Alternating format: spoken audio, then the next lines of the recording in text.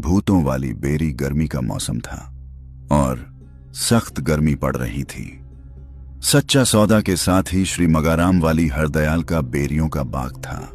दोपहर को वहां चले जाते और कुछ देर आराम करके फिर बेरी काम में लग जाते।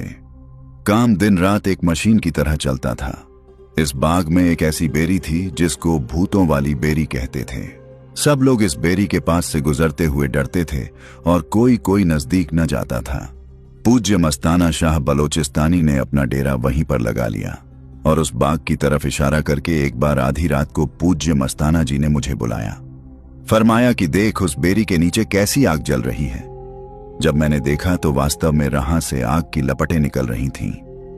वे बड़ी परात की शक्ल में ऊपर को उठती गईं और बढ़ती गईं। फिर फरमाने लगे, इस जगह भूत रहते हैं, इन साधुओं को न बताना, ये डर जाएंगे। पानी की कमी, उन दिनों पानी की बहुत कमी थी। रात को खुशी राम, ईशरदास, नयामत राम पूज्य मस्ताना जी के पीने के लिए शहर से पानी लाया करते थे। कुछ दिन बाद उनके साथ एक बूढ़ा प्रेमी रामचंद भी आने लगा, जो प्रायः यह नारा लगाया करता था, धन धन दी आवाज पई आवे गुरु जी तेरे मंदिरां विछों। बाकी पानी नहर के नाले से लिया जाता था, जो करीब 25 से 26 करम की दूरी पर था। नाले और डेरे के बीच डेरे की तरफ एक बहुत बड़ा खड्डा सड़क के किनारे पर था, जिसमें से पानी लेकर ईंट बनाते और बाकी कामों में भी इस्तेमाल करते थे। यह खड्डा प्रायः पानी से भरा रहता था। उसमें पानी स्वयं ही टूटकर आ जाता था। कई बार किसी प्रेमी से भी उसकी बारी पर पानी लेकर खड़ा भर लेते थे और कोई चीज बदले में दे देते थे। एक बार बाड़ियों में रहने वाले श्री नानक चंद और माडूराम ने सोचा कि सच्चा सौदा वाले पानी तोड़ लेते हैं, इसलिए खड्डा पानी से भरा रहता है। उनकी पानी की बारी थी। वे पहरे पर बैठ गए। पानी अपने आप टूट गया और बहुत कोशिश करने पर भी बंद न हुआ, जब तक कि खड्डा पानी से भर न गया। फिर एक आदमी उद्मी राम, जो हरिचंद मोहता की जमीन की काश्त करता था, वह स्वयं ही अपनी पानी की बारी के मौके पर खड्डे को भर जाता था। हमें इस बात की खबर भी न होती थी। इसका बाद में पता चला। राशन खाने के लिए ताजा राशन शहर से रोज का रोज आता था, जो सिर्फ एक पाव प्रति आदमी के हिसाब से लाया जाता था। चाय के लिए 2 छटांव गुड़ प्रति आदमी आता था। दिन में 2 बार चाय बना करती थी। अगर किसी ने गुड़ खाना हो तो उसे चाय नहीं मिलती थी। दूध बाड़ियों से मोल लाया करते थे। अगर कोई पैसे न लेता तो उसको बदले में कोई न कोई चीज भेज देते थे। कई बार दूध की आवश्यकता होती और दूध पास न होता तो प्रति आदमी 2 गिरी बादाम की रगड़कर चाय में डाल देते थे। हक हलाल। आप हमेशा हक हलाल की कमाई पर जोर देते थे। डेरे के आसपास खाली खेतों में की कमाई करीर या करील की झाड़ियां बहुत होती थीं। उनको काटकर और शहर में बेचकर राशन लाया करते थे। आप स्वयं भी मुझे साथ लेकर बाहर जाते और ऊंटों के लेड़े और गाय भैंसों का सूखा गोबर चुग कर लाते थे। कुछ दिन बाद महात्मा गोविंद राम भी आने लगे। फिर डेरे में ही रहने लगे और वहीं के हो गए। वे मालियों की ढाणी के रहने वाले थे। उन्होंने वहां अपने भाई डूंगर राम के साथ एक बगीचा 41 ठेके पर ले रखा था। पहले पहल पूज्य मस्ताना जी स्वयं ईंटें निकालते और करसी से ऐसा गारा बनाते कि एक भी मिट्टी की डली न रहने देते। महात्मा गांवबिद राम और नारायण सर मिट्टी की घोड़ी करने यानी गारा बनाने में माने हुए थे। कई बार मस्ताना जी उनको कहते कि तुम्हें गारा बनाकर दिखाएं, और उन दोनों से आगे निकल जाते। सच्चे फकीरों में सेवा का मादा कूट कूट कर भरा हुआ होता है। वह दुनिया को एक नमूना बनकर दिखाते हैं। सख्त गर्मी के दिनों में भी आपको नहाने का वक्त न मिलता था। कई कई दिन ऐसे ही गुजर जाते थे। टांगों पर मैल जम जाती थी। खड़े खड़े रात दिन सेवा करते और कराते रहते। सर्दी के मौसम में एक खद्दर के चोले में ही वक्त गुजार देते। शहर से हम प्रेमी जब रात को आते तो आप सबको शाबाशी देते। रात को ईंटें निकलवाते और सुबह मिस्त्री से लगवा देते। अगर कभी ईंटें न बनती तो किसी मकान को गिराकर ईंटें दूसरी जगह लगवा देते। कुआं लगवाने। पीने के पानी की कमी की वजह से एक कुआं लगवाने का ख्याल हुआ। इसके लिए कि योजना शूकम वाली से हीरालाल मिस्त्री बुलाया गया। उसने कुआं खोदा। इसके ऊपर पक्का काम करवाने के लिए शिवकरण मिस्त्री नेजिया वाला बुलाया गया। उन दिनों सीमेंट की कमी थी, इसलिए कुछ ईंटें लाकर कोयले की राखी और चूने से ऊपर का हिस्सा पक्का करवाया गया। नीचे सारा कच्चा था। थड़े के ऊपर वागड़ी नमूने के 4 मुनारे बनवाए गए, जिन पर भौनी या चक्करी चल सकती थी।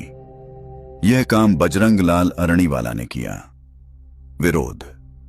डेरा शुरू होते ही काफी संगत आने लगी। पुराने प्रेमियों ने विरोध करना शुरू कर दिया कि जमीन की सच्चा सौदा वाली जमीन की मालिक एक पंडितानी थी। उसने सच्चे पातशाह परम संत मालकिन सावन शाह से नाम लिया हुआ था। किसी ने जाकर उसको भड़काया कि तुम्हारी जमीन पंडितानी पर किसी साधु ने कब्जा कर लिया है। वह जमीन देखने आई। डेरा देखकर उसके अंदर का आना खुशी की लहर ठाठे मारने लगी, मगर समझ न सकी कि क्या बात है। जब डेरे के अंदर आई तो आगे पूज्य मस्ताना शाह बलोचिस्तानी खड़े थे। उसे ऐसा मालूम हुआ जैसे परम संत सावन शाह स्वयं खड़े हैं। वह हैरान हो गई, क्योंकि सच्चे पातशाह को चोला छोड़े काफी दिन हो चुके थे। दिल में इतना प्यार और खुशी मिली जिसका कोई हिसाब न था। जब फिर दोबारा देखा तो रूप बदला पाया। इसी तरह एक भंगी ने सच्चे पातशाह से नाम लिया हुआ था। उसको सच्चे पातशाह बंद गुफा के चौबारे में खड़े नजर आए। अब संगत बढ़ने लगी और हर रविवार को सत्संग होने लगा। साथ ही साथ विरोध भी बढ़ता गया, यहां तक कि एक माली संता सिंह ने पूज्य मस्ताना जी से कहा कि हम तुम्हारा दर्शन नहीं करना चाहते, क्योंकि तू गुरु से बेमुख होकर नाम देने लगा है। हालांकि अभी नाम देना शुरू भी न किया था। इसके बारे में पूज्य मस्ताना जी ने सरदार बहादुर को एक पत्र लिखा, जिसका जवाब यह है। मेरे प्यारे भाई साहिब मस्ताना जी, आपका प्रेम पत्र आया। पढ़कर खुशी हुई। जो लोग झूठी बातें बनाते हों उनकी परवाह न करो, अपना भजन सिमरण करते रहो। दुनिया निंदा चुगली किया ही करती है। मैं बड़ा खुश हूं कि आपकी भजन मंडली शौक प्रेम प्यार से सतगुरु का यश करती है। बेशक सिरसा में गर्मी दोपहर को काफी होती है, इस वास्ते बाहर एकांत गुफा में जाकर भजन सिमरण करना अच्छा है। सतगुरु सच्चे पातशाह आपसे दूर नहीं है। वही आपके सब ख्यालों को पूरा करने वाला है और हर वक्त संभाल कर रहा है। उनकी दया मेहर का भरोसा लेकर सब काम करते चलो। मेरी तरफ से सब भजन मंडली को राधा स्वामी। अजित जगत सिंह नोटा। इस पत्र के ऊपर 1 जून 1948 की मोहर लगी हुई है। गुल्लाराम भूराराम के सच्चा सौदा का साथ छोड़ देने के बाद उसकी जगह गुल्लाराम ने संभाल ली। का लगना वह भी सावनपुरा ढाणी का रहने वाला था। उसको डेरे का नंबरदार बना दिया। वह बहुत गरीब आदमी था। कई बार उसके घर से बाजरी के डोडे, रोटी मंगवाया करते थे। रोटी के साथ खाने के लिए सिर्फ मिर्ची की चटनी हुआ करती थी। इसके बदले में उसको कोई चीज भेज देते थे। आप फरमाया करते थे कि गुल्लाराम, तुमको इस सेवा का फल खूब देंगे। आजकल वह काफी जायदाद का मालिक है। महात्मा प्यारेलाल हर रोज सच्चा सौदा आया करता था।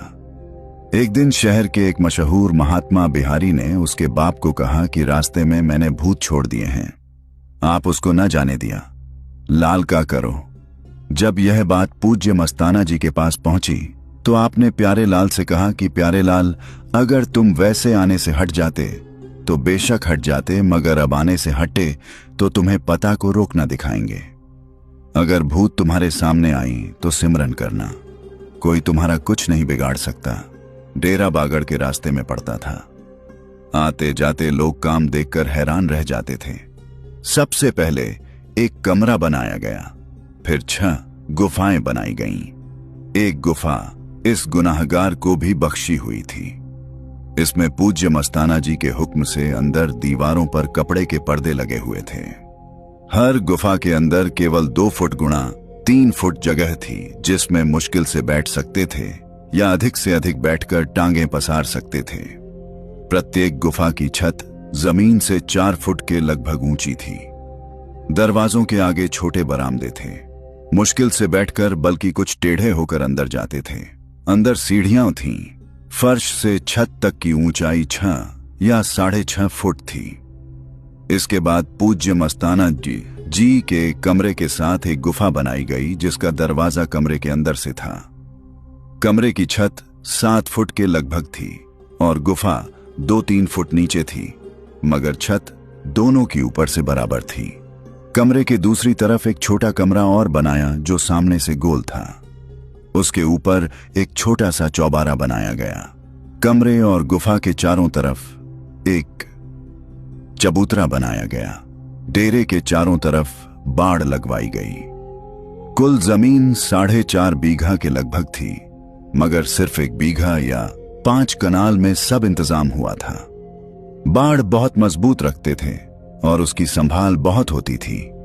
आप फरमाया करते थे, बाड़ मजबूत तो डेरा मजबूत। हम पूज्य शाह मस्ताना बाबा जी की ऐसी ही पावन साखियां आप संगत के लिए लगातार अपलोड करते रहेंगे। अगर आपके दिल में बाबा जी के लिए सच्चा प्रेम है तो इस साखी को आगे संगत तक जरूर पहुंचाएं और हमें सपोर्ट कीजिए ताकि बाबा जी की महिमा घर घर तक पहुंच सके। कमेंट बॉक्स में नारा अवश्य लिखें, धन धन सतगुरु तेरा ही आसरा।